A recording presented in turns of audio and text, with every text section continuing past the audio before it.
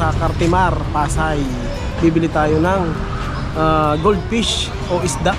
Palagyan natin sa aquarium.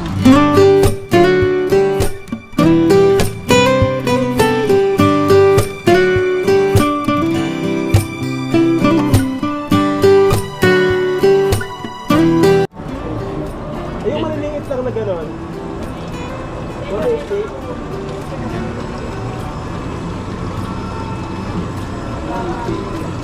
Yung ganito kaya?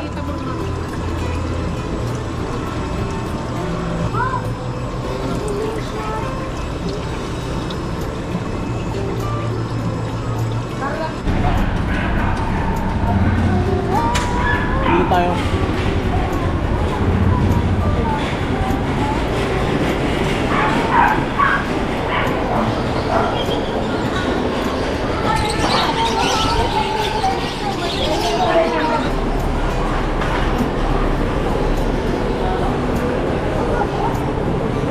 Wow.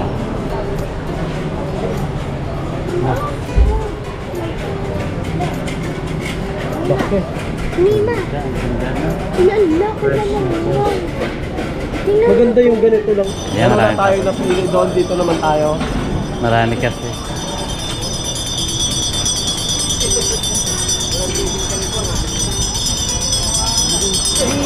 Yung Becca. Hello, worm.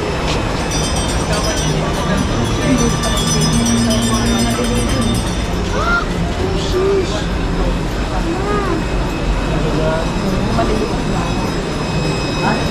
Ang cute kanina naman gusto. Eh, magkano sa ganito?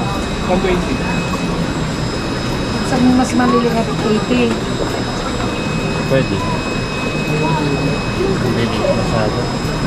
Maganda nga yung malili. Parang pakikita mo nga. Hindi yan anak. Ito yung ganyan.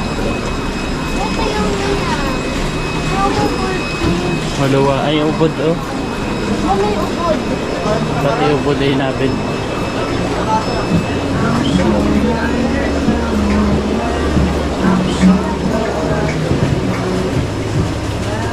Huwag mumuhos pa ako.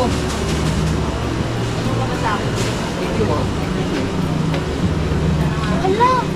Goldfish ang cute. Clownfish pa.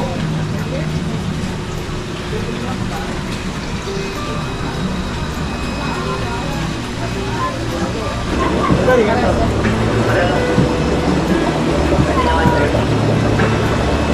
Walang bawas yun? Laman 30 lang ako. Eh, baka hindi na lang natin. Itong malalakas na. Goldfish po. Goldfish. Ano yan, goldfish. Pero ano siya, yung goldfish niya, yung white fish red. Red cap ay red oranda, ito red oranda. Pero goldfish din yan. Goldfish din yan. Yung Lahat yan. imported, mga tayo. Yan yung mga tayo na goldfish.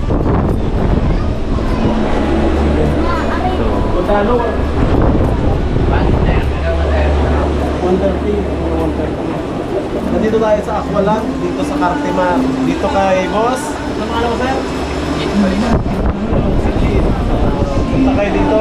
Mura ang mga ano dito, mura ang mga binibinta niyang isda. At yun, ganitong klaseng isda po yung napili ko na ilagay sa aking aquarium. Ang goldfish oranda. Yan, pinipili natin yung ating bibilhin. Ang presyo po nito sa tindahan nila ay 150 pesos. Pero natawaran po natin hanggang 130 pesos. May discount po tayong 20. Ito na isda, maganda pag mas malaki yung buka sa ulo. Oo. Mas malaki ang buhay. Hindi, ano po, mas maganda po siya tingnan pag tumakbo. Oo. Parang flower.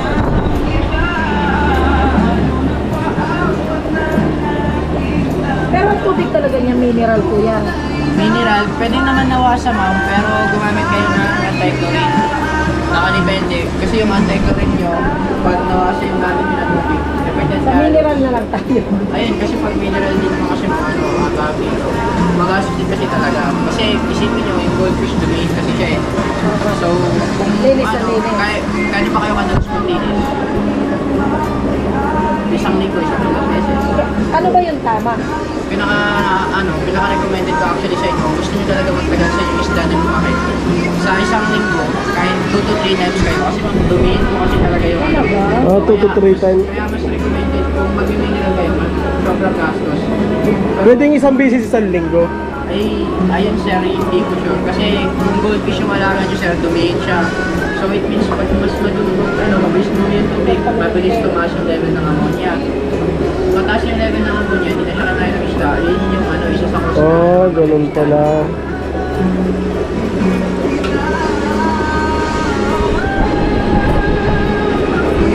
Bigyan mo ng isang white na buntot kuya. May buntot na white.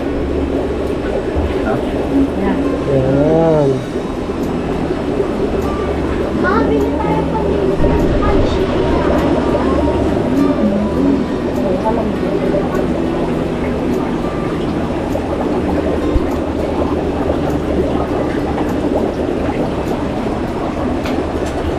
Okay.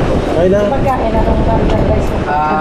Pagkain naman ko, gusto nyo ng maganda yung nila, maganda yung labas ng kulay nila, tsaka may nare-recommend ako sa inyo na branded, pero gusto nyo yung normal lang na pagkain, pwede ko yung mga minesiting pellet. Magkano yung branded?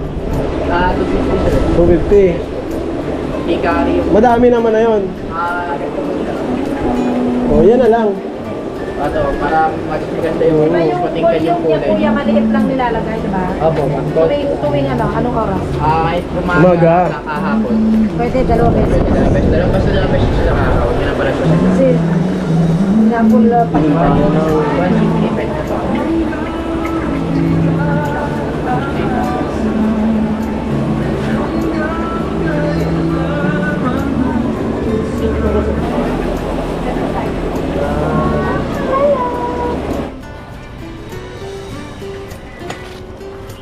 Magkano ito ba yung pampasalan ko? Pa, ito na, malaki ba yung sayo na? Okay guys, ngayon isi-set up na natin yung pump ng aquarium. Okay guys, ilalagay na natin to. Yan o. Yan, para magandahan yung mga fish natin.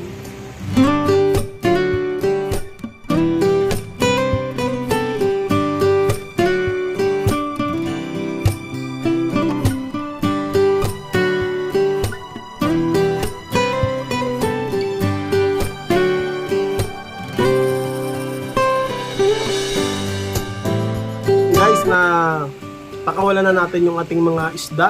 Nakakatuwa lang pong pagmasdan yung mga lumalangoy-langoy na isda. Nakaka-relax, kaya nagustuhan ko rin po talaga na mag-alaga ng mga ganitong isda, goldfish. Guys, baguhan pa lang tayo sa pag-aalaga ng isda, kaya ganito yung ginawa natin. Nanood lang tayo sa mga video, tapos in-apply natin dito sa ating mga isda. Yan guys, maraming salamat sa inyong panonood. Sana nagustuhan niyo yung video ko. Thank you!